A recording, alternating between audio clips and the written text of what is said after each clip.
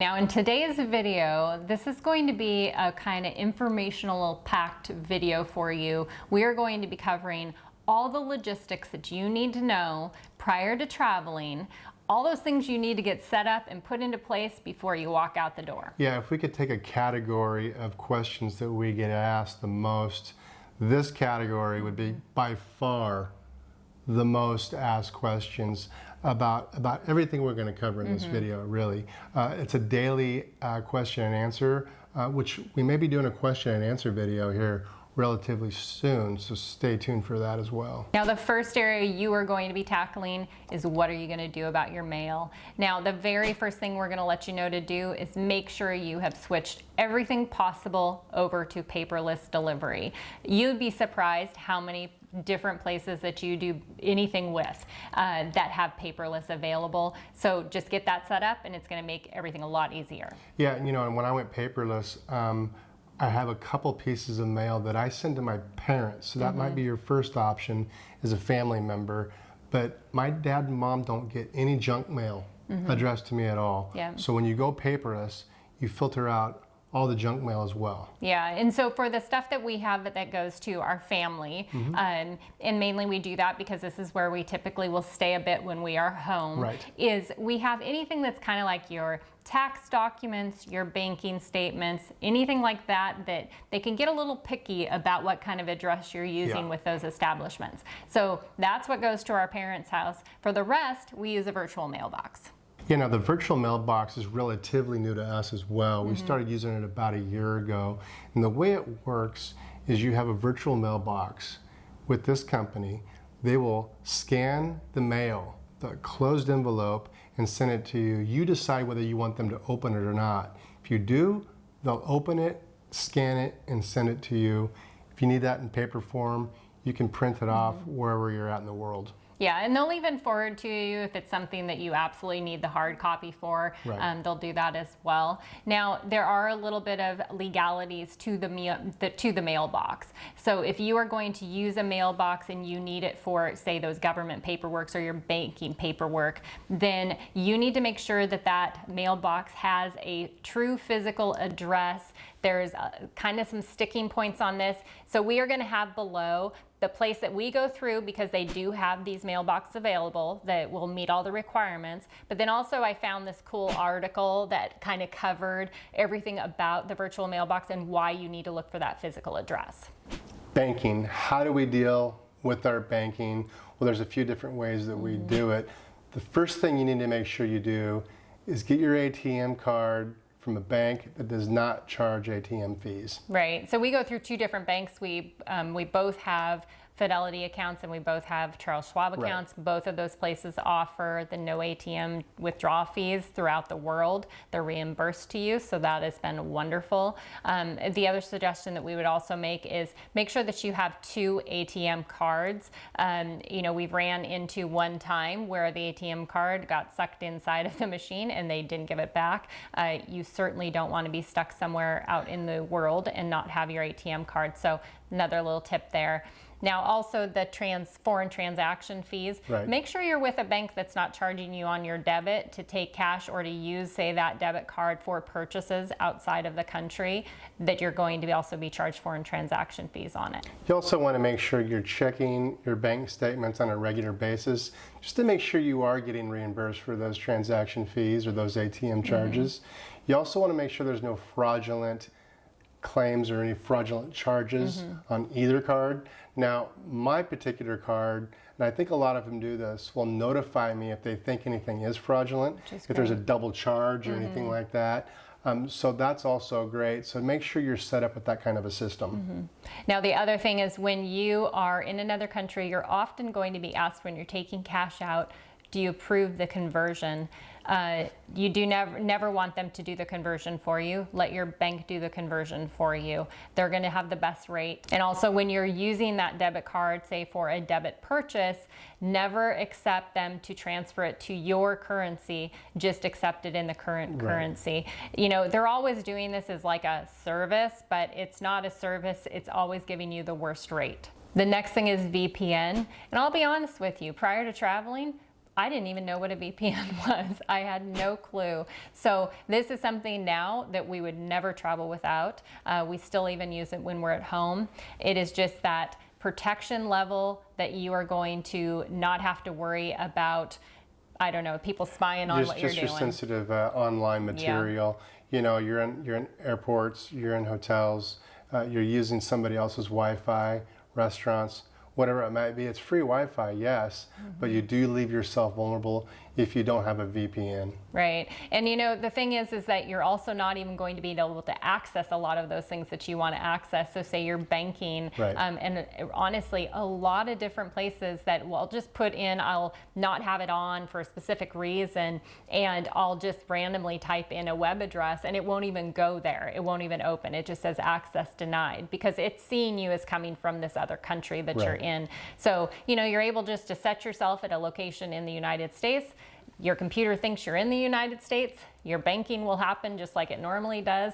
So it's an important thing to have. Yeah, it's really interesting. Even if you tried to do online shopping, there are some web pages that won't open up in other countries. They're specifically for that country, the United States or Europe. So that's something that we kind of learned as we went. And we're glad we figured it out. Very much so. So now we will have the link of the company that we go through that we've been very happy with. It's a very inexpensive service to have, and you will appreciate having it when you're on the road. Credit cards. Now, a lot of people when they travel, they want those points.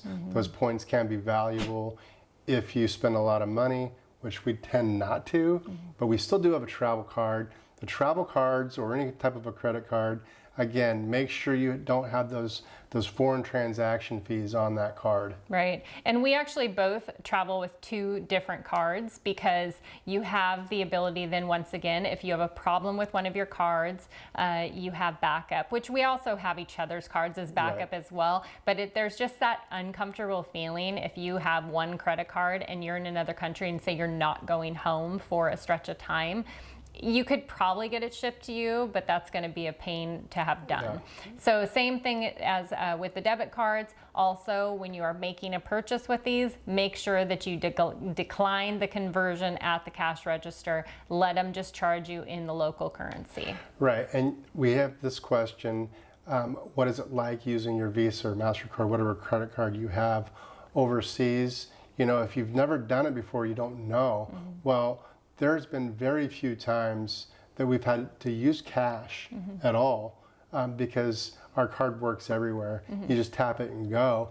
So make sure you have that scanner on your card. The last time I was home, my old card, which was relatively new, didn't have one of those scanners. I've got a scanner on mine now, and it's used everywhere. Well, and you didn't have the scanner on your card, and we were actually in a country, and I do not remember what country it was, and there were many times you just downright couldn't use the card because they didn't have a way to swipe it or to even plug the numbers in. You had to be able to scan it. So it was Turkey. Probably best just to have one that can scan. Now currency. Now like Brian mentioned, you don't have to use cash in a lot of locations, but we do always take cash out in each location that we travel to because it's just a lot easier for some of those smaller items. Yeah, I got cash right when I got to Hungary, where we're at now, and I didn't need it. I found out soon after that I don't need this cash.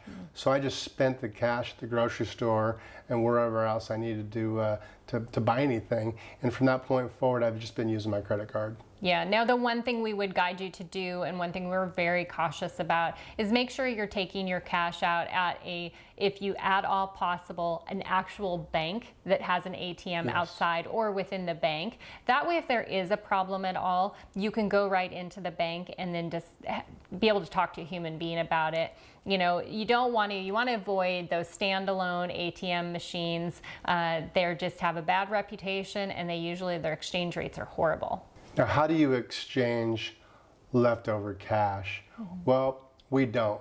We don't exchange leftover cash because we spend it before we leave. Only take out a little bit. Take out only what you think you're going to need. And like I just mentioned, I spent all my cash 2 weeks prior to leaving because I don't need the cash. So just make sure you don't get stuck with a wad of cash. It's happened to me.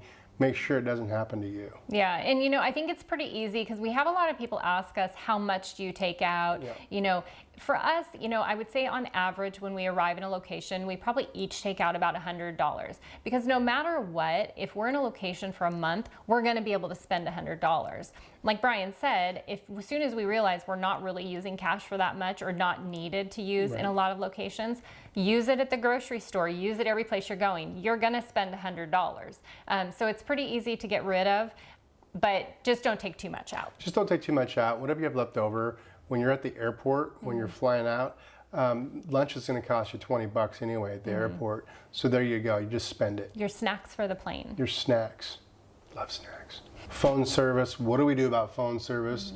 Do we use our plan from back home and get the international package?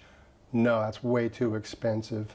On your phone, make sure it's unlocked. And if your phone's 6 years old like mine is, you'll use a local SIM card. Yeah. Now for my phone, which is actually not that much newer, it's about 4 years old, I am able to use an eSIM, which has been fantastic to use. So I'm thankful for that. But yeah, you need to make sure, the key thing is making sure your phone's unlocked, because if it's not unlocked, you're not going to be able to put a new SIM into it. I'd probably test this before leaving, and you can buy SIM cards even in the States and just do a trial error at home and make sure it's going to work fine. So when you get out on the road, you're not stuck without a phone. Now, for me, I've gone 3 months now without using the SIM card at all. I just use public Wi-Fi. Another good reason to have that VPN. Now, another thing that you're going to be facing when you do leave and you have taken off your service that you were using previously is you're going to lose that phone number. Now, you can keep your phone number, and what we have is Google Voice. We started Google Voice before we left the States. We transferred our number over, so now it's pretty much permanently in Google Voice. I don't know if we can ever get it back out of there, but Google Voice is a free service. It works over Wi-Fi, or if you have a data plan. And like I said, you can take that number then anywhere with you. Right. Your friends and family and everybody involved will still call you on the number you've always had. It's just a workaround to get overseas. Now, one concern a lot of people have is that dual authentication that a lot of companies are going to require when, say, you're trying to log into your banking and whatnot. Now, with that phone number, we have kind of found enough workarounds with Google Voice that now we don't have any problems. I get the text message, no problem. But in the beginning, there were some little hiccups with it, so it's going to take a little bit of time. Thankfully, a lot of the companies have now realized they need more options. So there's like the Google Authenticator app, and there's other ways that they will contact you, phone call or whatever, to authenticate. All right, now taxes. Nothing anybody wants to talk about, but we're going to, because a lot of you ask us questions.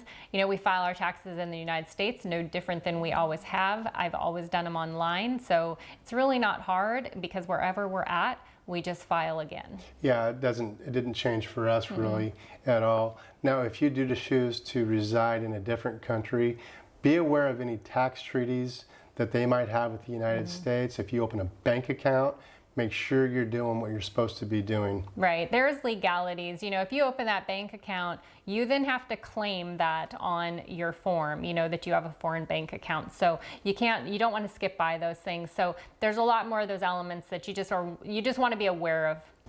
Now, there are also some tax credits, some foreign tax credits if you are living out of country, that you also want to be aware of so that you're not being double taxed. We would definitely recommend, if you are in a location and say you have settled in, get a tax advisor in that location that deals with your country and then as well as the country that you're in. My understanding is they're not hard to come by, and they're going to be able to walk you through and guide you with all those rules. Right, and also make sure you're not in your home country, so you may not be aware of what time of year it is.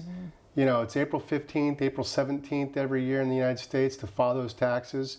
If you're not home, it might sneak up on you. Don't let it sneak up on you. The IRS, they know the date. They'll find you. They'll find you. Vaccinations. Research where you're going and what may be required as far as vaccinations are concerned. If there are any, go to your local health clinic. Ask them. They'll have all the answers for you, and they'll give you the poke in the arm that you might need. Right, and I think that that's probably the best thing is like you can look them all up, but we just went into the place where we were already getting our shingle shot, and we just asked the guy who was giving us our shots, you know, what he recommended for some of the travels we were going to be doing, and they're going to offer all that information up to you. You know, there's no benefit or disadvantage to them to not give you that information. So he was really great about that. The other key thing you want to make sure that you're doing is carry a copy of your vaccination record with you wherever you're traveling to. Even if you're traveling into countries that you think you would not need to have your vaccination record, just carry it with you. You also never know when you're going to be in a location where some outbreak could happen. There could be new stipulations or rules that come about during, say, your 5 months you're traveling, and you just have those records with you at all times. I would keep any records that you think you might need. If you're not sure, just throw them in your suitcase. They don't take up any room at all. Health insurance. Now, if you have insurance from whatever country you're coming from, you still might want to consider getting travel insurance. Yeah, you know, I mean, you're going to be covered at home, but a lot of those insurances are very limited of how they're covering you outside of the country that you're from. So carrying a policy that has the travel coverage on it, you know, you can do a simple policy. The one that I use is Safety Wing. I'll have the link below for that if you want to check it out. What I love about it is that I can start the coverage when I leave and I'm exiting the United States, and then it can stop the day I'm coming back in. You're not paying for any unneeded dates that way, but that way you just know you're covered for any unexpected. Right, and any of those documents and that paperwork that you might need for your insurance, you can either have it on your phone or you can have it in paper form. Keep those on hand. And the other thing I would say is make sure if you are traveling with somebody, have the other person have a copy as well, because if something happens, there's a very high likelihood you're not going to want to or be able to access that information on your phone. Right, if I get hit by a bus, I'm going to need his medical card. She's got my medical stuff. Now, what about language concerns at the place you're going to be traveling to? We had a lot of concerns when we first started, and very quickly we learned that our worries were for nothing. You know, learn a couple basic phrases that are going to get you by. You might want to learn where the bus is, or train, or coffee, or beer. Restroom. Right. Some of those key things that you might want to know. If you just kind of have the basic words, that's going to take you a long ways. Yeah, please and thank you go a long ways. Now, 9 times out of 10, as soon as we walk into any establishment, they start speaking to us in English right away. So it's something that it's still respectful to learn something, just to get the conversation started. Right. So the best tool I would tell you to get, or we'd tell you to get, is make sure and get Google Translate. Have that app on your phone. You're going to use it all the time. Yeah. So you're not just going to use it when you're just typing and looking up how to say a word. Where we use it the most is taking pictures of things. If we have a sign that has been placed on the building that we are going into and we have no idea what it says, we're going to want to know. You just take a picture, it will translate it for you. And probably the place where we use it most is at the grocery store, taking pictures of the product that we're looking at to make sure that it's actually what we think we're buying. Like you should have used it that time when you bought what you thought was yogurt. Yeah, I thought it was yogurt. And it no, was, you thought it was milk, creamer for his coffee. I thought it was creamer for my coffee, and it was yogurt. It was kefir. Yeah, it was kefir. my coffee didn't taste very good at all. It was bad. But yeah, that app is also free.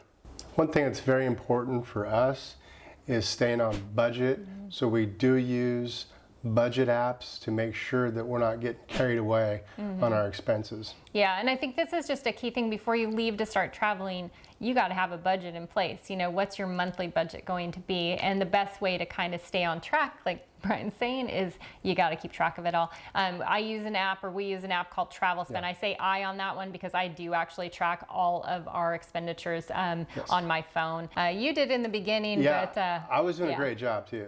I was tracking all my expenses, and then I kind of discovered that, you know, it'd be a lot easier if Carrie just did it. Yeah. Because she's so good at it. And I just love it and so much. she has so much fun doing it.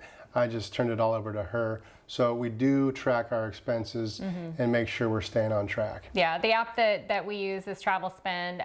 There's multiple other apps that you can use as well. Just find a good budgeting app. It does not need to cost you anything. The one we use is free, but it's a great way to just enter all those things that you've spent money on during the day, and at the end of the month, you're going to know that you've stayed within your means. Yeah, those nickels and dimes, they catch up with you.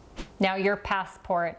You need to be very aware of how much time you have left on that passport. You know, if you're going to be leaving the country and you only have a couple years left on it, you've got to kind of tackle when you're going to be back, how long it's going to take to get another one. Now, when you enter into a country, one stipulation pretty much every country has is that you have to have 6 months left on that passport, even if you're staying in their country for a week. You have to have 6 months left before they'll let you enter. And make sure you know how many pages you have left in that passport. We know of people that ran out of pages and they were still on the road. They were quite nervous each time they were entering a new country just to make sure they could make it in. Now, they ended up not having any problems, but they could have had problems, and that's just a stress that I don't want to deal with. No. Well, because some countries require an entire page. Yes. Don't know why. Their stamp doesn't take an entire page, but some countries do require that they have an entire clear page to stamp on. So yeah, it's something to definitely be aware of. The other thing that you want to keep in mind or to research ahead of time as your time is getting closer to your passport, maybe within the next year and a half, is how long is it going to take to process getting a new or a renewed passport. Right. Sometimes the time frame is a lot longer than others. So, and you can expedite it at a cost.